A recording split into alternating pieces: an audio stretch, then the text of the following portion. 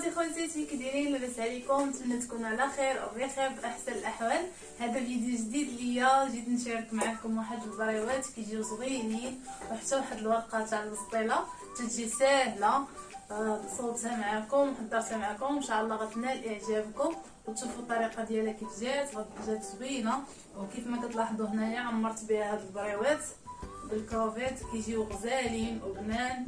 كيف ما كتلاحظوا هنا هذا هو الشكل ديال البريوات والسيجار اللي حضرتها معكم، كيجيو على هذا الشكل هذا مقرمشين. كيف ما كتلاحظوا هنا الورقه مقرمشه، شفتوا كيف ما كتلاحظوا هي الحشوه اللي درت فيها كتجي غزاله وبنينه.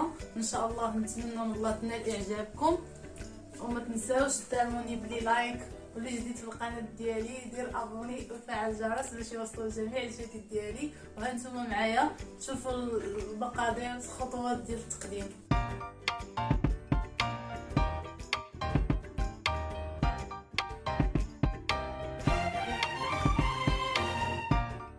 بالنسبه للمقادير ديال ورقه البسطيله ديالنا كنحتاجوا ليها 4 الاكوس ديال الدقيق. كل كاس هنا عندي كيوزن 100 غرام، كل كاس هنا كيوزن 100 غرام. اول حاجه كناخذوا الكاس اول و7 الاكوس ديال الماء. اول حاجه كناخذوا الكاس الاول كنحطوه على الشكل هذا في اناء، كناخذوا كذلك الكاس الثاني عاد كنفرغوا واحد 4 الكيسان ديال الماء هما الاولين الماء اللي عندكم، وكنفرغوا الكاس الاول ديال الماء ديال الروبيني بارد يعني ماشي تسخنوه ولا دافي. والكاس الثاني والكاس الثالث والكاس الرابع. كنحركو عاد كنزيدو الدقيق ونزيدو الماء وكنضيفو الكاس الثالث تاع الدقيق ونضيفو الكاس الخامس ديال الماء ونعاود عاوتاني نخلطو ونضيفو الكاس الرابع ديال الدقيق ونضيفو الكاس السادس تاع الماء ونضيفو الكاس السابع كذلك ديال الماء ونحركو مزيان باش نحصلوا على عجين خفيف بزاف، ما يكونش ثقيل، يجينا خفيف بحال شكل اللبن.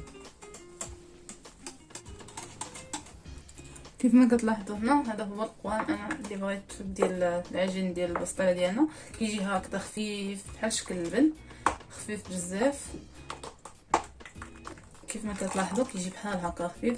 دابا غندوزو نديرو عمليه ثانيه باننا نصفيوه باش ما يبقاوش لينا هذوك الحبوب. كناخذوا اناء على هذا الشكل هذا، كناخذوا صفايه باش نصفيو بها هذا العجين ديالنا باش ما يهبطوش لنا دوك الحبيبات في العجين. من الاحسن تكون الصفايه هذا الشبكه ديالها رقيقه على هذا الشكل هذا. غناخذوا بشويه بشويه وحنا كنصفيو كيف ما كتلاحظوا هنايا.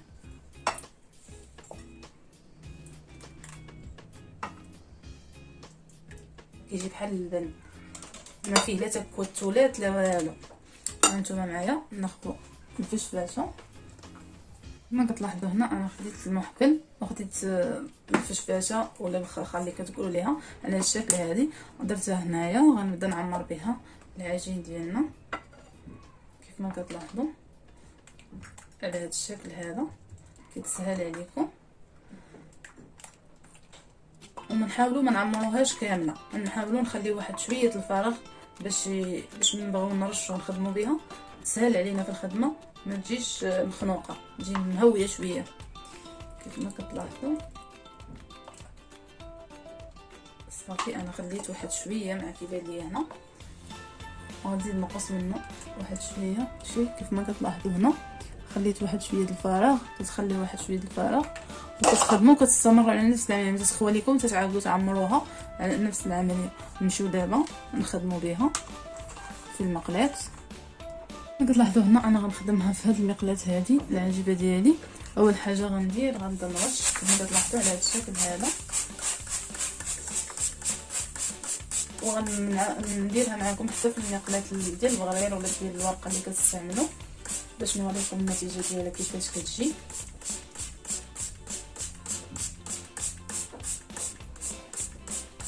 كتسهل علينا بزاف. من بعد ما كطيب كنهزو دوك الجوانب على هذا الشكل هذا وكنبداو نهزو الورقه ديالنا.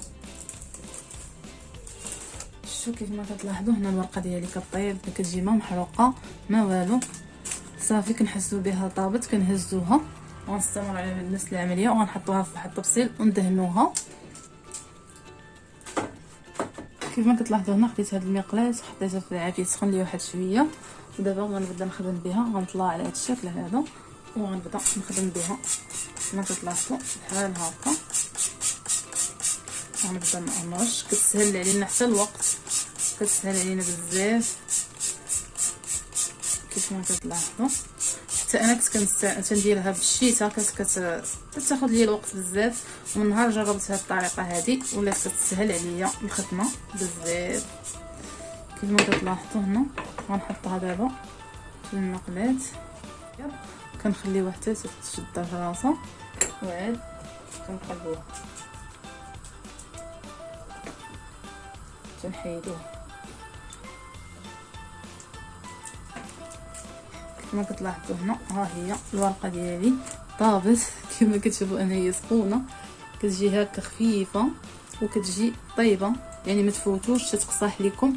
كتخليوها على هذا الشكل هذا كيف ما كتلاحظوا. وغنعاودوا واحده اخرى كما كتشوفوا كتجي شفافه، كتجي شفافه. شتو اليد ديالي كي كتبان وتجي طيبه. يعني انا عطيتكم جوج طرق باي مقلاة تخدموا بها. شو كتجي طيبه وشفافه. هانتوما معايا. بالنسبه للحشوه كنديروا فيها اول حاجه جوج بصلات متوسطين الحجم، انا قطعتهم على هذا الشكل هذا. حطيت هنا شعلت بوطه على عافيه متوسطه. اول حاجه غندير هنايا البصله كما كتلاحظوا نضيف ليها الزيت.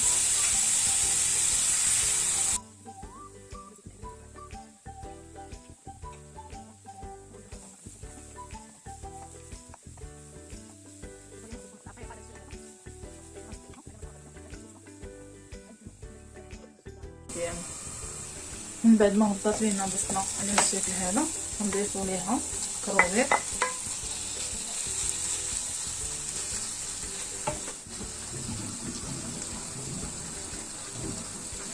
وغنضيفوا قليل من الابزار وقليل من الفلفل الاحمر تحميره وقليلا من الخرقوم ديالي وقليل من السكينجبير وكذلك قليلا من الكمون حيت الحوت كيبغي الكمون وشويه الزعفران. انا عندي ضماد الزعفران وندير قليل من الزعفران كذلك ضماد الزعفران صافي. غنخلط هنايا وغنضيف كذلك الربيع ندير ربيع مجمد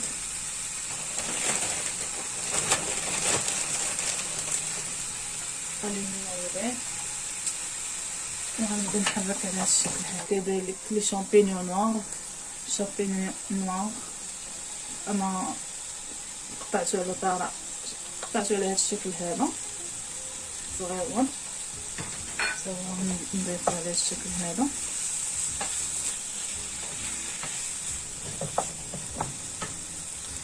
وغنضيف كذلك شويه ديال الصوجه كما كتلاحظوا شويه ديالها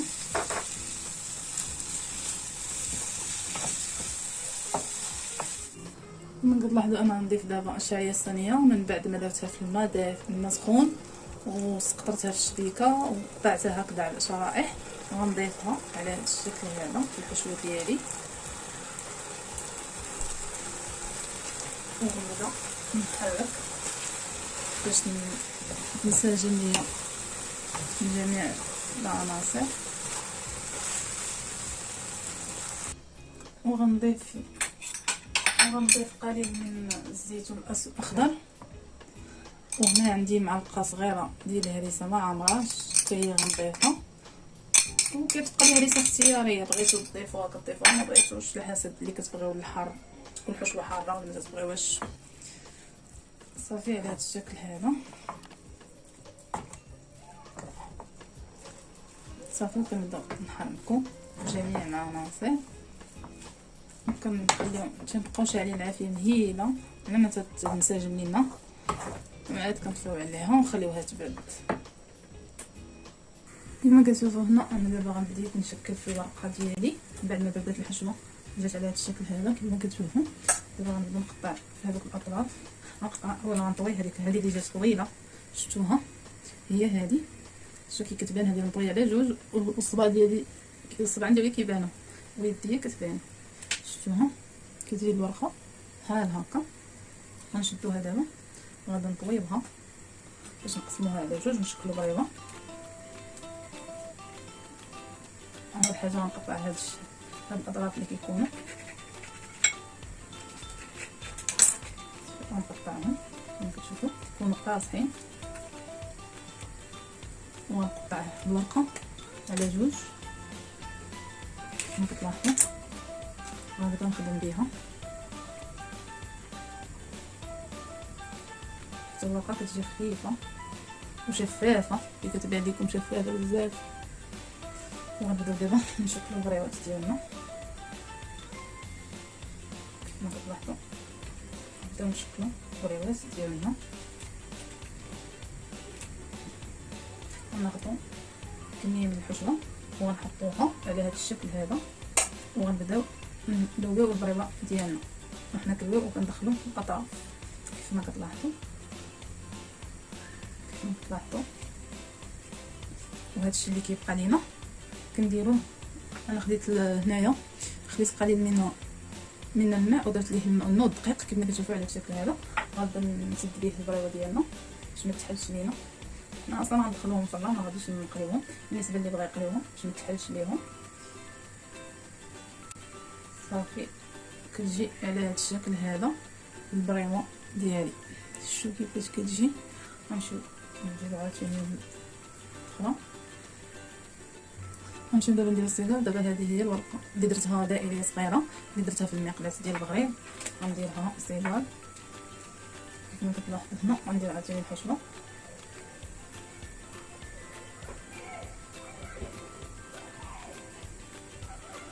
وغنجمع الاطراف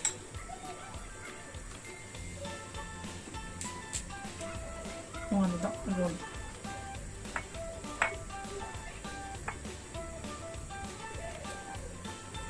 ندير شويه ديال الماء الدقيق ونسدوها حتى هي كما كتشوفوا. كيجي الصيغار ديالنا على هذا الشكل هذا كما كتلاحظوا. هنا درنا البريوات ديالنا والصيغار درناهم في المقلات. انا في المقلات درناهم في اللاطه باش غندخلهم للفران. كنشعل عليهم الفران من التحت ومن الفوق حتى كيتحمروا وكنخرجهم. كما كتشوفوا كندهنهم بالزبده من بعد ما ذوبتها على هذا الشكل هذا كما كتلاحظوا. صافي كندهنهم مزيان بالزبده وكندخلهم الفرن.